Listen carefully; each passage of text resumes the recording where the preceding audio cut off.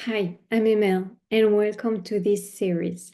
If you're here, it means you're ready to start on a new adventure. Maybe get your next opportunity, or even return to work after a break. Whatever is your stage of your career you are at, I want you to know that this series is made for you. I started MomTechCon because I saw a real gap. Mom who looked for a job and had nowhere to go. That felt really real, not theoretical or intimidating, just honest and practical. So that's what this is about, honest and practical. Before we talk about anything technical, I need to talk about mindset because this is what will make you successful. The market is hard, and that's not your fault. 10 years ago, companies were hiring so fast you could get an interview almost instantly. That's not today reality. Today, it can take from 6 months to a year to land an interview. And in some worst cases, it can take up to 2 years to secure a job. I'm not saying this to discourage you, but to protect you. Because if you go into this and you're expecting it to be fast and it isn't, you'll think something is wrong with you. And nothing is wrong with you. This is the market for everyone. On top of this job search itself, the preparation alone will take at least 1 to 2 months before you feel ready. So we're talking about a long runway. And the only way to survive a long runway is with a plan and with people. So let's start with the plan. Think of software engineering interview like any other critical test. You wouldn't sit on a medical licensing exam without preparing. You'll build a schedule, study constantly, and track your progress. This is exactly the same.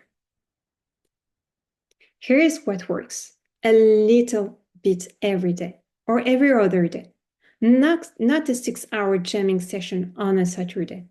Consistency will beat intensive preparation every time. Pick a time that works for your life. For me, it was an hour during my kids' nap time, every weekday. That was my slot. I treated it like an appointment I could not cancel. A few things that made a real difference is create a routine around the same time each day. Your brain actually learns better when it expects when it's going to learn. Remove distractions. Leave your phone in another room. Turn your TV off. If you have kids, work when they're asleep, or someone has to take care of them. Even 1 hour of focused practice beats 3 hours of interrupted half attention. Keep a calendar and mark every day you showed up. Not every day you succeeded, but every day you showed up. Some days you will feel like you didn't understand anything. Mark it anyway. Progress is invisible until it's suddenly seen. Set the right expectation for the first month. You will struggle. You will get exercises wrong.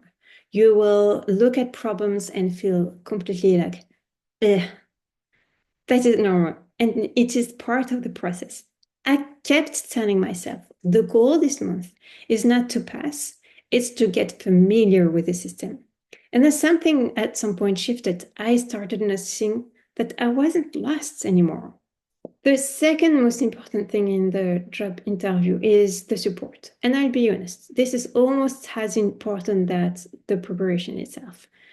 There will be moments in this process when you will want to quit.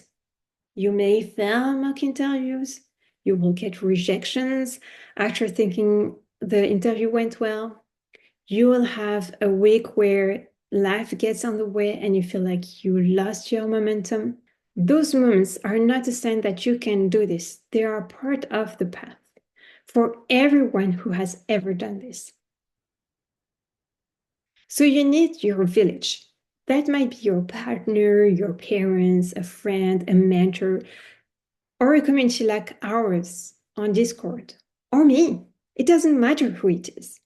It matters that someone has your back when you are in doubt. Let me tell you something that happened to me. When I was preparing my job interview for Facebook, I used a platform for mock interviews where actually hiring managers from companies will evaluate you. And if you did well, they could give you a shot to get a real interview into their company. That was my first mock interview. I was nervous, and during the session, I introduced a bug that I couldn't fix under the pressure. At the end, the interviewer shared a written feedback, and he said I was one of the worst candidates he'd ever seen. And that I didn't have the technical skills to be a software engineer, and I was a waste of his time. I cried. Literally, I cried. And then my husband sat next to me and said, "Don't let that one person's bad day become your story." So when I went back to basics, I doubled my practices. Instead of an hour, I did 2 hours. And when the real Facebook interview came, I passed it from the first attempt. And that was something. That feedback was brutal and it was wrong. But the support around me is what stopped it from becoming the end of my journey. So find new people. Share your wins, share your hard days, come back to this community, and remember, I believe in you, and I'm here for you every step of the way.